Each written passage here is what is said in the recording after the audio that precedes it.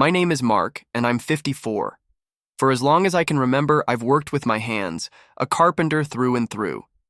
Nothing flashy, just honest, solid work.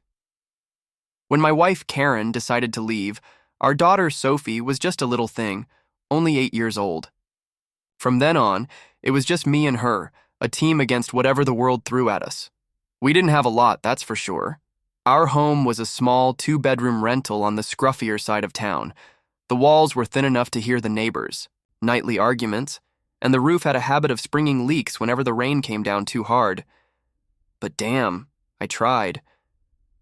I poured every ounce of myself into making sure Sophie had what she needed. Extra jobs, weekend projects, whatever it took. Some nights I'd come home with my hands so blistered and raw I could barely grip a fork, but I'd still sit down with her and help with her homework, my rough fingers fumbling with her textbooks.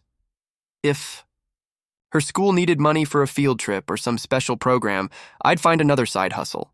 There was no way my girl was going to miss out just because our pockets weren't deep. Our place might not have been much, but I made damn sure she had her own room, decorated exactly how she wanted it. First, it was all pink walls and fluffy unicorns. Then came the invasion of boy band posters, their smiling faces plastered everywhere. Finally, she hit that moody teenage phase. Dark paint, fairy lights strung across the ceiling like a starry night. I built her bookshelves that reached the ceiling, a sturdy desk for all her studying, and even a custom bed frame when she decided she wanted something unique. We didn't have fancy vacations or closets full of designer clothes, but Sophie never went hungry. She always had her school supplies, and more importantly, she always knew she was loved fiercely and unconditionally. I taught her how to fish down at the creek that snaked behind our neighborhood. I showed her how to change a flat, tire and fix a leaky faucet, skills I figured everyone should have. Every Sunday morning, without fail, we'd make pancakes together, the smell filling our little kitchen as we talked about everything and nothing. She was a sharp kid, too. Always acing her tests, bringing home report cards that made my chest swell with pride. Watching her grow into this confident, bright young woman, despite not having all the advantages other kids had, was my greatest joy. When she got accepted into college, the first person in our entire family to ever go, I swear I nearly burst. I worked myself into the ground to cover what financial aid didn't, living on instant noodles and cheap coffee so she could have a decent laptop. I picked up night shifts stacking shelves at a warehouse just so I could send her a little extra spending money each month. That's what dads do, right? You just make it work.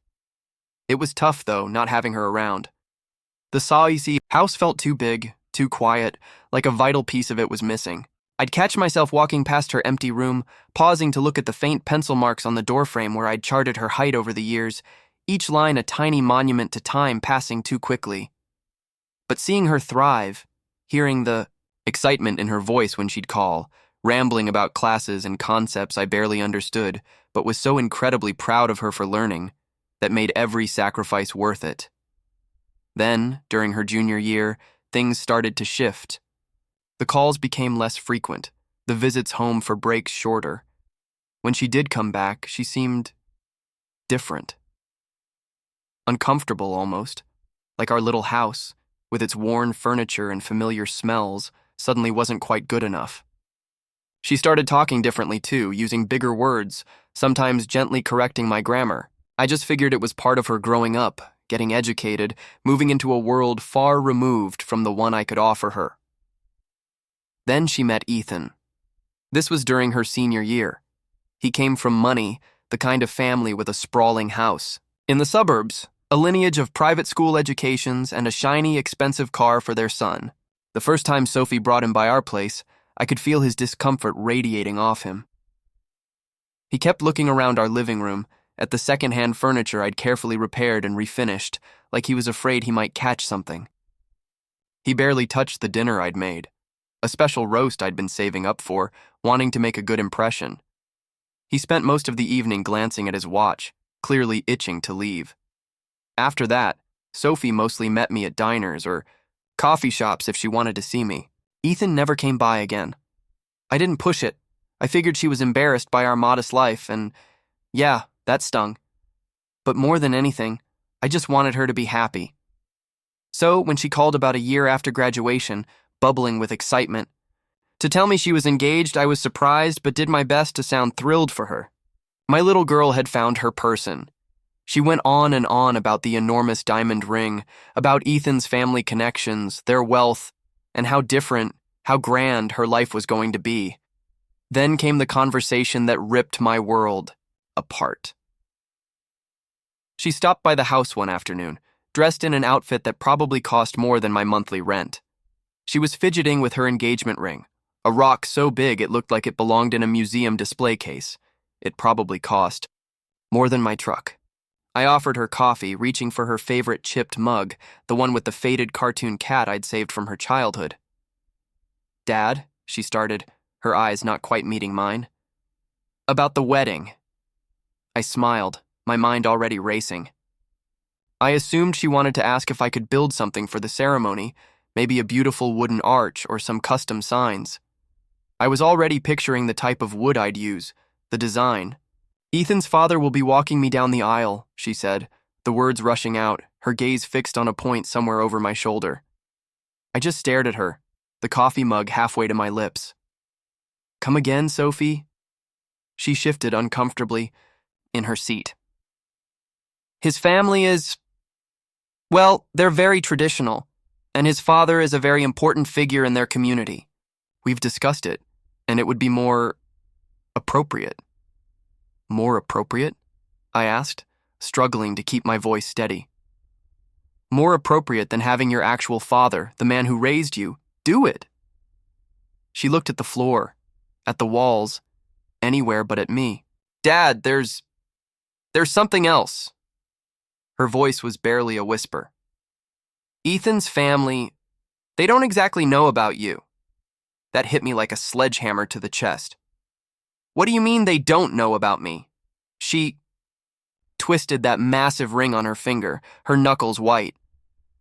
I told them my parents were both gone, that I was raised by distant relatives who aren't really in the picture anymore."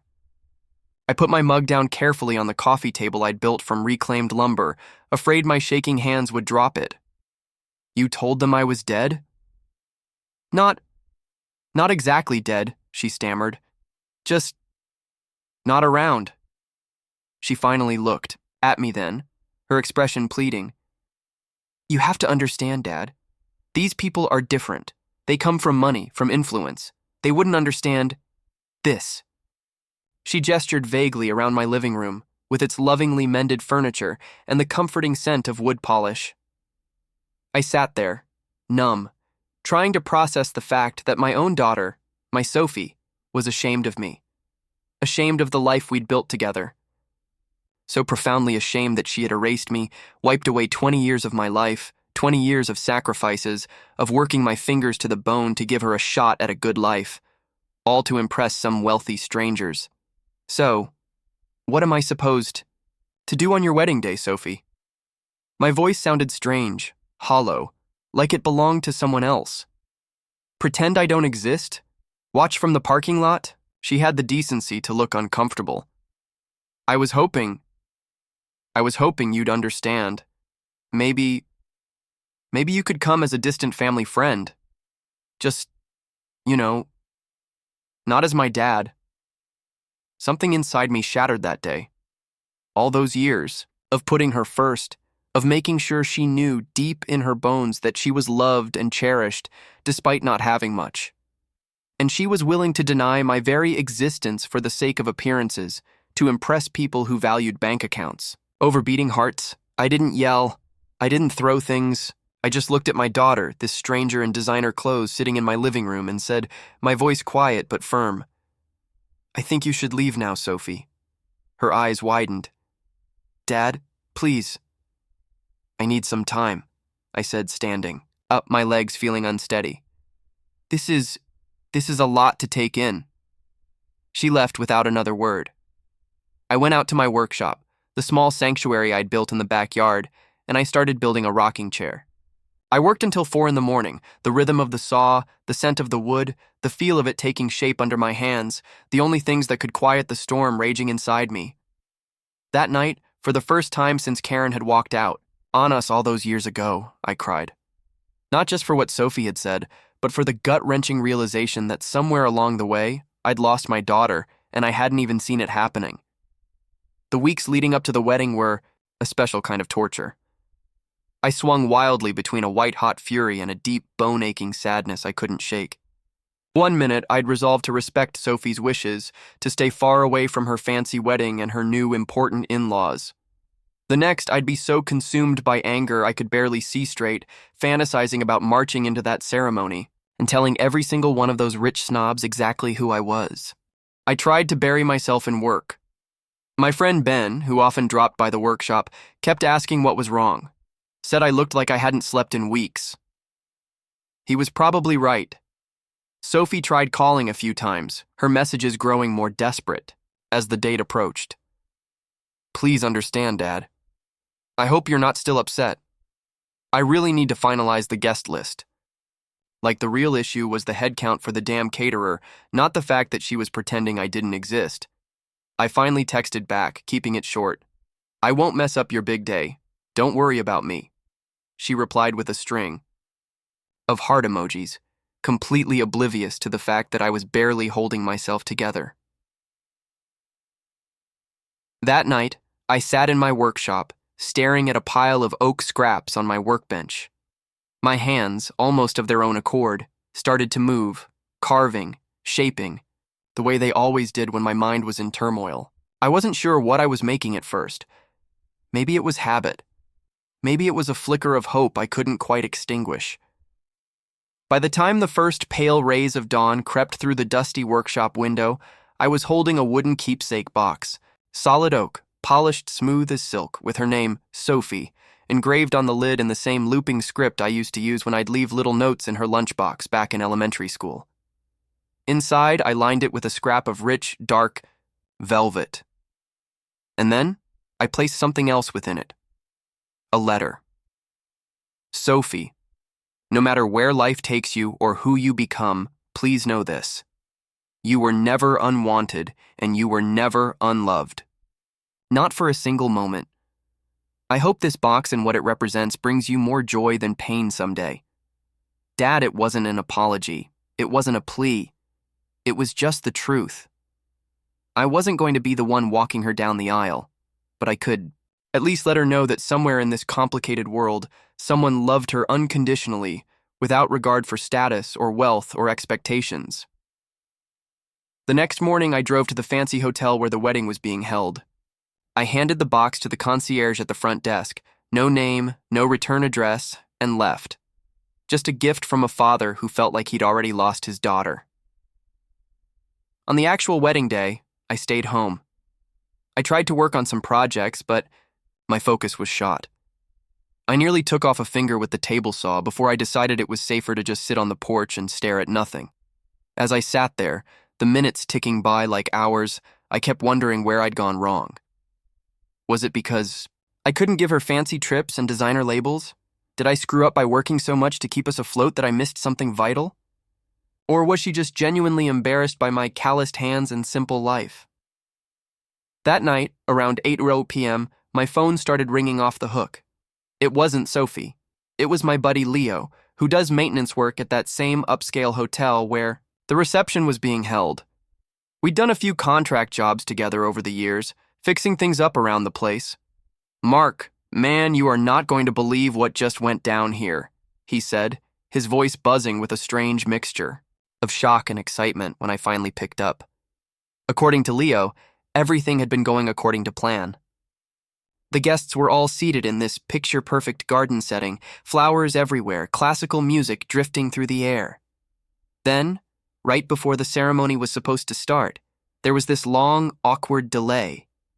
People started whispering, checking their watches, a confused murmur rippling through the well-dressed crowd. The wedding planner, a woman with a headset and a clipboard, came out looking flustered, announcing a slight, unforeseen delay. Then the door to the bridal suite burst open, and Sophie stormed out, in her full wedding dress, mascara streaking, down her face looking absolutely furious.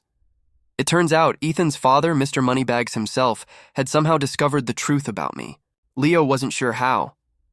Maybe they'd hired a private investigator. Rich folks do that sort of thing.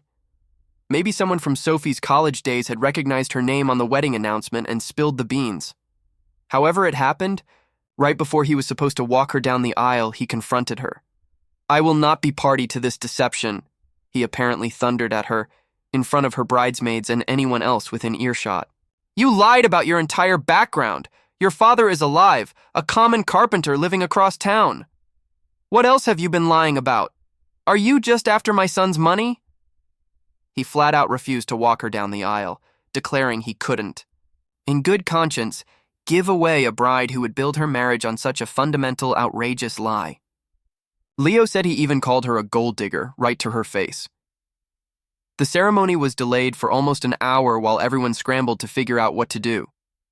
Eventually, Sophie walked down that long aisle alone, trying to keep her head held high, while whispers and stares followed her like a spotlight.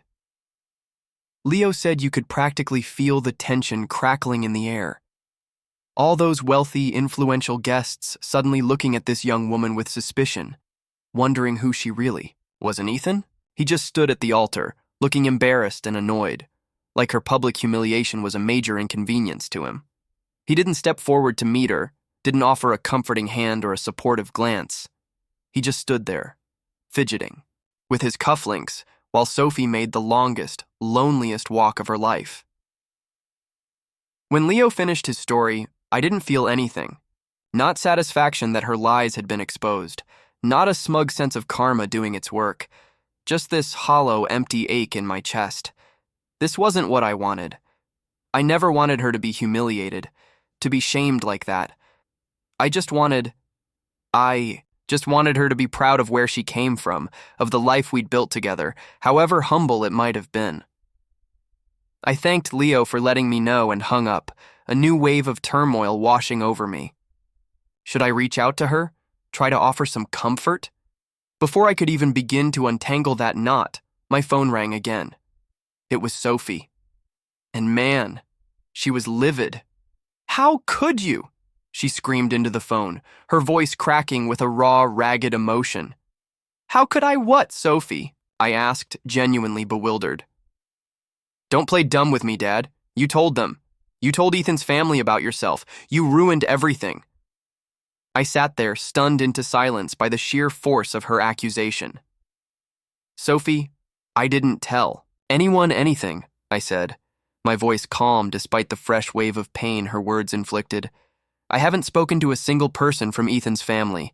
Ever." "Liar!" she shrieked. "His father knew everything. Every single detail. He humiliated me in front of everyone, called me a gold digger, said I wasn't good enough for their precious family, and it's all your fault." "Sophie, listen." "To me," I said, trying to cut through her hysteria. "I didn't do this. I promised you I wouldn't mess with your wedding, and I kept that promise. I haven't even left the house all day." "Then how did he find out?" she demanded, her voice choked with tears and rage. "No one else knew. No one." "I don't know, Sophie," I answered honestly. "Maybe he did a background check. Rich people do that kind of thing, don't they? Especially when someone's marrying into their family, into their money." But she wasn't hearing me. In her mind, I was the villain, the one who had deliberately sabotaged her big day, her golden ticket into that wealthy dynasty. No matter what I said, she was convinced I had betrayed her. "I will never forgive you for this," she said, her voice suddenly dropping to an icy, hard whisper. "Never." The line went dead. I tried calling her back a couple of times, but it went straight to voicemail. She'd blocked my number. I sent a few texts, knowing they probably wouldn't go through, but needing to try. "Sophie, I swear I didn't do this. Please believe me." They went unanswered.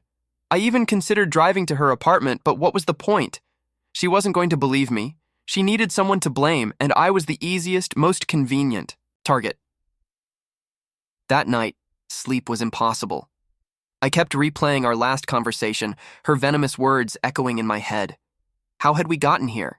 How had that sweet little girl who used to run into my arms, smelling of sunshine and playground dust, when I got home from work, turned into someone who could believe I would deliberately, cruelly hurt her?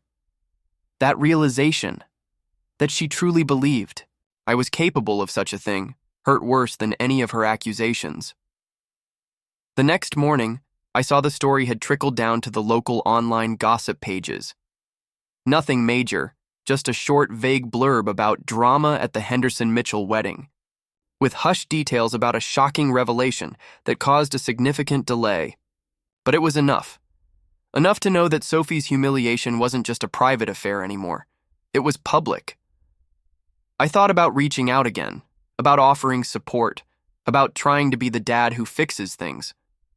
But the truth was, I couldn't fix this. And more importantly, she didn't want me to try. So I stayed away. I gave her the space she so clearly, angrily, wanted. And I started to try and accept the crushing possibility that maybe, just maybe, our relationship was over for good. About a week after the wedding disaster, I started hearing things. Whispers from mutual acquaintances, awkward phone calls from distant relatives. Apparently, Sophie was telling anyone who would listen that I had deliberately and maliciously ruined her wedding out of spite. She was saying I was jealous of her, marrying into money that I couldn't stand to see her rise above her humble upbringing. Chloe, Sophie's childhood friend, one of the few who still talked to me, called me one evening, her voice laced with discomfort. "Mark, I thought you should know what's being said," she told me. "Sophie, she's really painting you as the bad guy here." "What exactly is she saying, Chloe?" I asked, my stomach twisting into a tight, painful knot.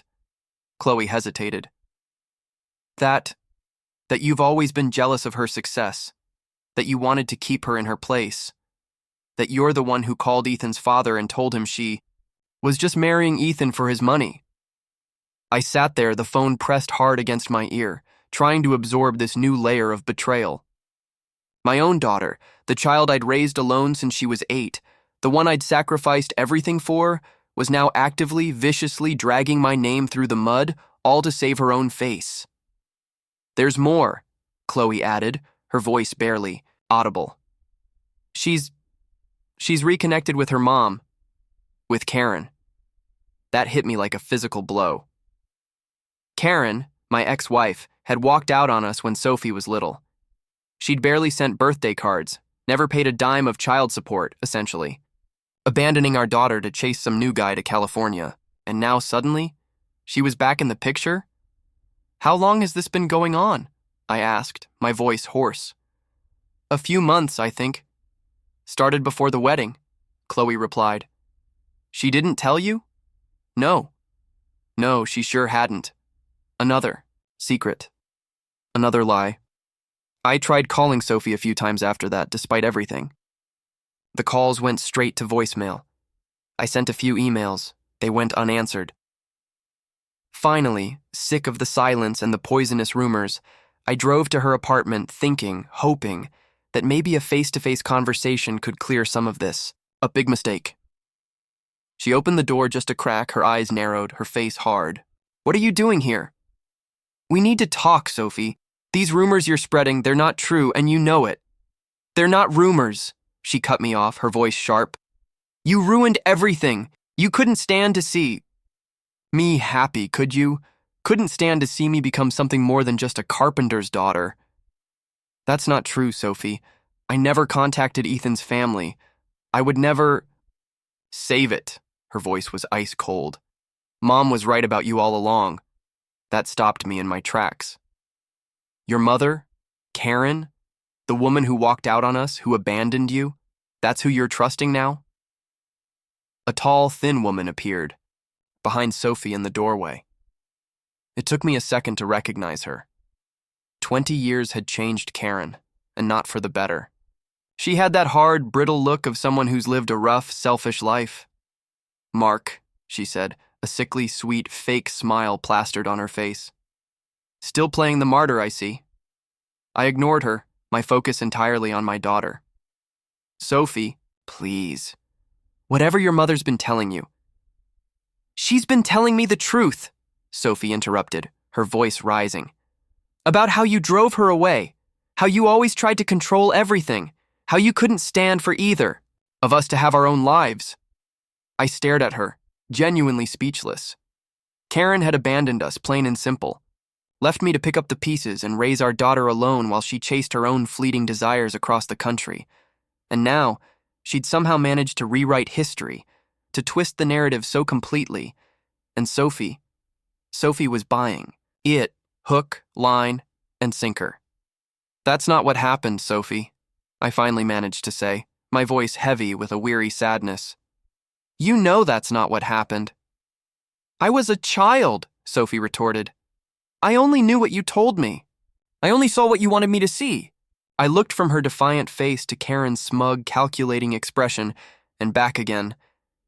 And I realized with a crushing finality that this was pointless.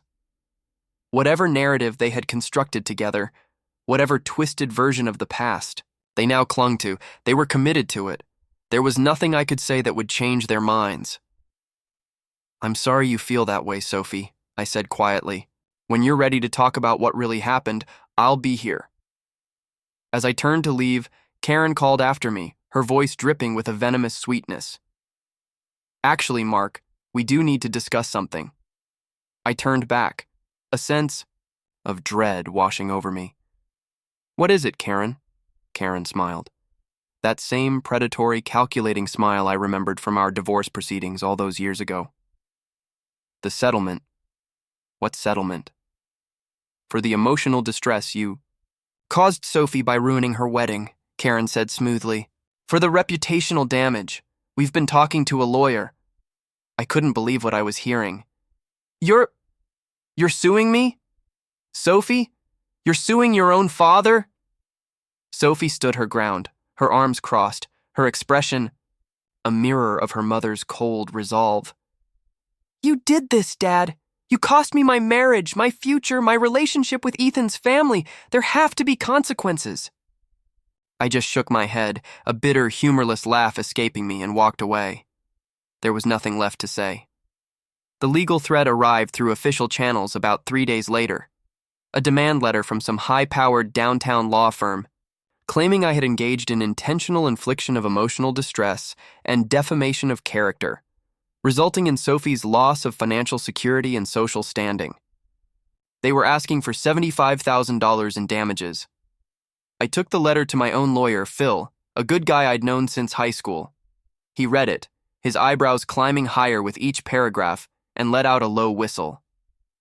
"This is garbage, Mark," he said bluntly. "Complete and utter garbage. But," he added with a sigh, "it's garbage that could still cost you a lot of money and a whole lot of headaches to fight." "So, what should I do?" I asked, feeling completely overwhelmed. Phil leaned back in his chair. "Honestly, we send a firm, unequivocal response denying everything. Make it crystal clear you'll fight this tooth and nail all the way. My guess is this is Karen's brilliant idea, not really Sophie's. Karen always did see you as a meal ticket, even after she was the one who walked out." I nodded, remembering how Karen had tried to go after my future earnings during the divorce, even though she was the one who'd been unfaithful and left. "And Mark," Phil added, his expression turning serious, "you might want to think about updating your will and your business paperwork, just to make sure Sophie doesn't have any claim to your assets or your business if things get even uglier." That night, I sat at my kitchen table with a yellow legal pad, trying to wrap my head around the impossible reality of my situation. My daughter, the little girl I'd given everything for, was now threatening to sue me based on a mountain of lies. With a heavy heart, a heart that felt like it was breaking all over again, I made the hardest decision of my life. I would protect myself, legally, financially, and emotionally. I couldn't keep trying to reach someone who so clearly didn't want to be reached. I couldn't keep loving someone who seemed to actively hate me. The next morning, I started the painstaking process of cutting ties. I changed my will, removing Sophie as a beneficiary. I updated all my business paperwork to ensure she had no future claim to anything I'd built. I changed the locks on my house and my workshop, and, with a final painful click, I blocked her number and her social media profiles.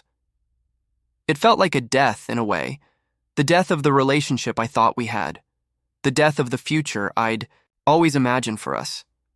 But I couldn't see any other way forward. Sometimes, you just have to accept when something is truly, irrevocably broken. The lawsuit threat hung over my head like a dark, suffocating cloud for months.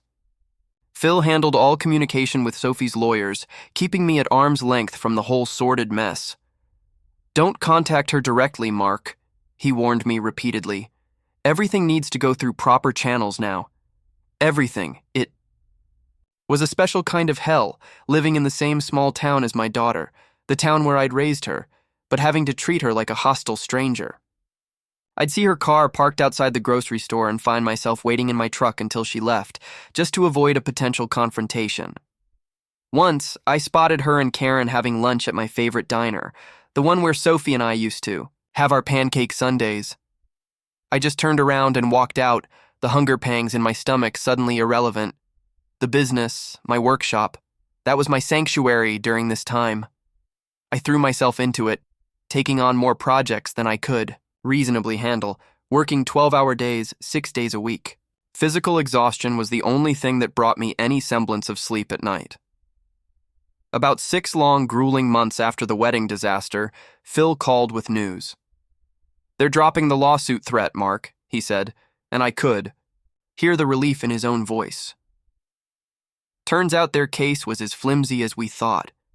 They had zero evidence you ever contacted Ethan's family or anyone else connected to the wedding. "That's good," I said, feeling a strange emptiness rather than the relief I'd expected. "There's more," Phil added. "Sophie and Ethan are officially divorced. The prenup held up. She didn't get anything." I didn't know what to say to that.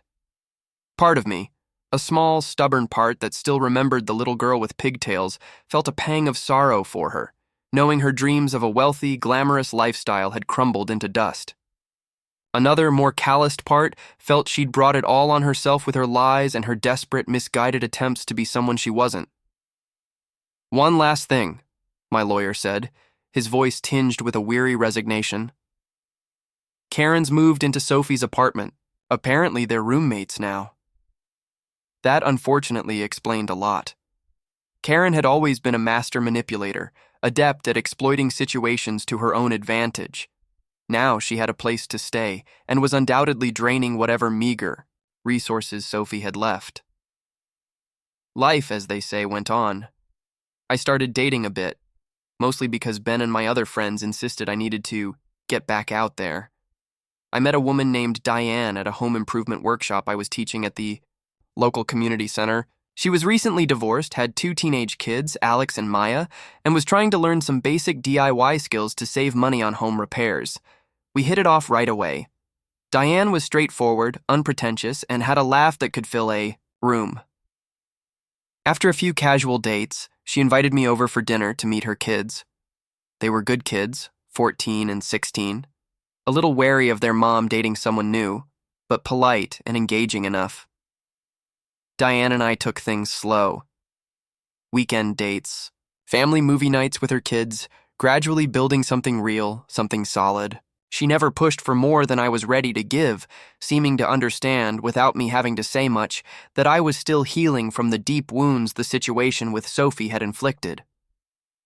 One night, about a year after I'd met Diane, we were sitting on my porch swing after dinner, the crickets chirping their nightly song. "So," she said casually, her shoulder brushing against mine, "Alex and Maya have been asking when you're going to officially move in." I looked at her, surprised. "They have?" She nodded, a soft smile playing on her lips. "They really like having you around, Mark. And, for that matter, so do I." "I like being around," I admitted, the words feeling true and right. "You 3, you're the best thing that's happened to me in a very long time." "But," Diane prompted gently, always able to hear the unspoken things, the hesitations I still carried. I sighed, looking out at the moonlit yard. "But I'm still dealing with all this Sophie stuff, still trying to figure out how a father and daughter can end up so completely, painfully estranged. I worry I'm bringing too much baggage into this, into your lives." Diane took my hand, her grip firm and reassuring. "Everyone our age has baggage, Mark.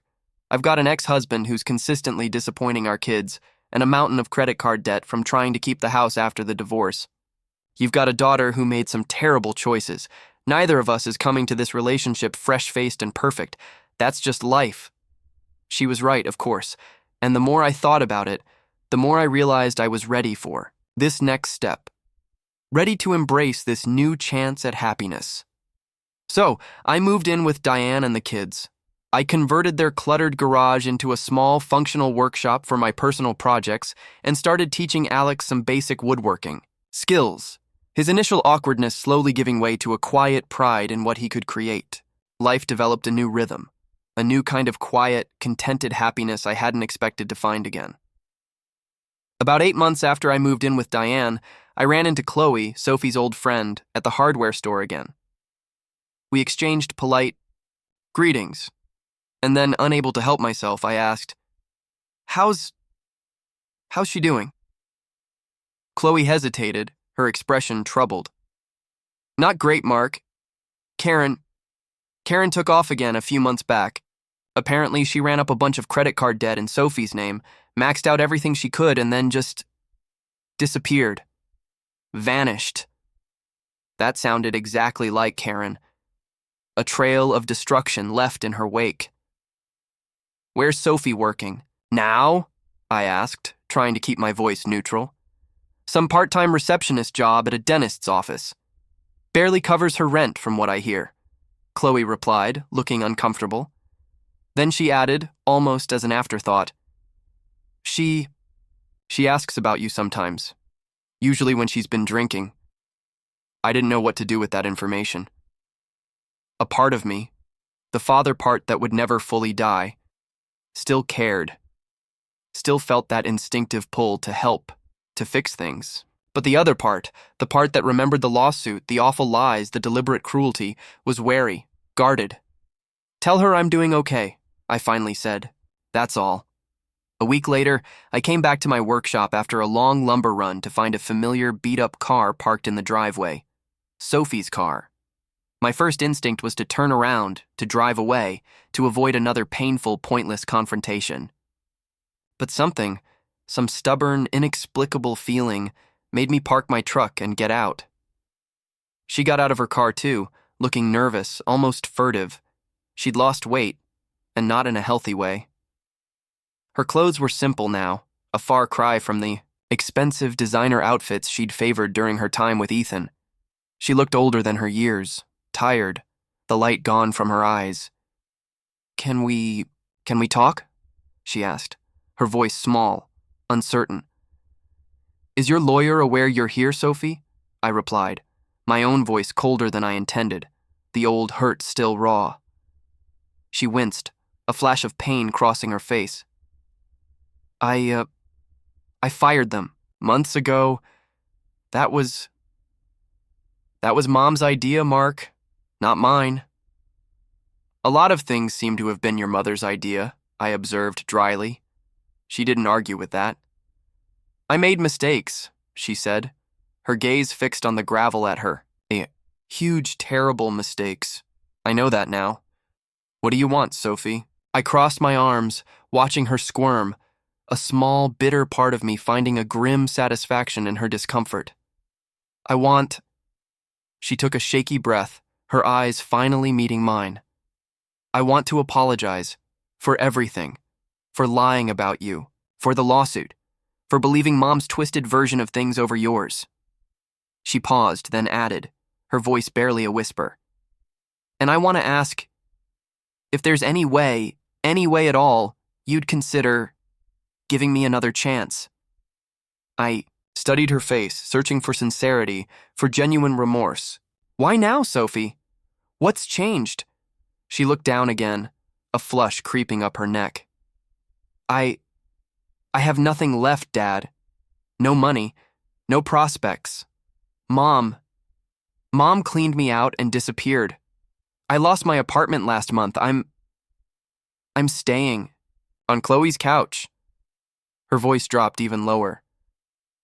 I thought maybe I could work for you, learn the business like we used to talk about before everything went so wrong." I let out a short, bitter laugh. So Let me get this straight. You erase me from your life to impress some rich folks. You allow your mother to convince you to sue me for ruining your wedding. You drag my name through the mud with anyone who will listen. And now that you've hit rock bottom, now that you've got nowhere else to turn, you want a fresh start? You want me to just welcome you back with open arms? Just like that? She flinched as if I'd struck her. Dad, please. I know I messed up. I know I was awful. I shook my head, a weary sigh escaping me. You still don't get it, do you, Sophie? You sound just like her. Her head snapped up, her eyes wide with a mixture of confusion and hurt. Who? Your mother, I said, letting the words hang in the air between us, watching as the devastating realization slowly dawned on her face. Karen. She used people when it suited her. She left when things got hard. She lied and manipulated to cover up her own selfish choices. And when she ran out of options, when her schemes fell apart, she'd come crawling back, expecting everyone to just forget what she did, expecting to be bailed out. I paused, then drove the point home. And now here you are, standing in front of me, asking me to do the exact same thing for you. Tears welled up in her eyes, spilling over and tracing paths down her thin cheeks. That's not fair, she whispered, her voice choked.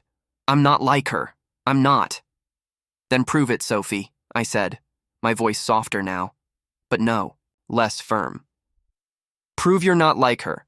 Stand on your own 2 feet, fix what you broke. But you're not dragging me down with you again. I won't let you. She let out a shaky breath, wiping at her eyes with the back of her hand. I don't know how. I sighed. Figure it out, Sophie. Like the rest of us have to. She stared at me for a long, silent moment, her expression unreadable. Then, something inside her seemed to snap. She reached into her worn handbag and pulled out something, throwing it hard at my feet. It landed with a dull thud on the dusty concrete, the wooden box, the keepsake box I'd made for her wedding. You really thought this, she spat, her voice shaking with a renewed anger. This stupid little box would fix everything? I bent down and picked it up. A small crack had formed on the polished lid where it had hit the ground. Didn't expect you to throw it, I said quietly. Her hands clenched into fists at her sides. Do you have any idea how humiliating that was? For a second, when they handed it to me, I thought you'd shown up, that you cared enough to be there, but no. Just this sad, pathetic little box, with some sappy note. Like I was supposed to have some big emotional epiphany and forgive you for not being the father I needed you to be that day. Did you expect me to break down crying over it? I exhaled, trying to keep my own emotions in check. No, Sophie. I just wanted you to have something from me. Something real. Something to remember that, despite everything, you were loved. She swallowed hard, looking away, her jaw tight. You didn't even read the letter, did you? I asked, already, knowing the answer. You abandoned me. And now you're mad I didn't cherish your goodbye gift? She fought back fresh tears, her voice thick with resentment. You should have fought for me. You should have been there. I did fight for you, Sophie, I said, my voice heavy with the weight of 20 years. I fought for you every single day for 20 years. Hardest when you didn't even realize I was fighting. That day, you made it clear you didn't want me there. You made your choice. I reached into my wallet, pulled out a few $20 bills, all the cash I had on me, and held them out to her. This is all I can offer you right now, Sophie. A little help while you find your own way. Enough for a bus ticket, maybe. A few decent meals. She stared at the money, her jaw clenched, her pride warring with her desperation. I don't want your charity, Dad. It's not charity, Sophie. It's a choice, just like you made yours. She hesitated for a long, agonizing moment, then finally, with a trembling hand, she took the money. As she turned to leave, her shoulders slumped. I called after her, one last question burning in my gut. Sophie? She stopped, but didn't turn around. What are you going to do? I asked, my voice rough. When the next rich guy, the next easy way out, lets you down? I saw her tense up, her back rigid. Then, without another word, without a backward glance, She got into her car and drove away. I watched until her car disappeared down the road. Then, I let out a breath I hadn't realized I'd been holding. I didn't know if she'd learned her lesson. I didn't know if she ever would, but for the first time, I felt a sense of closure. She'd lost her chance at a fairy tale, and in the process, she'd lost her dad.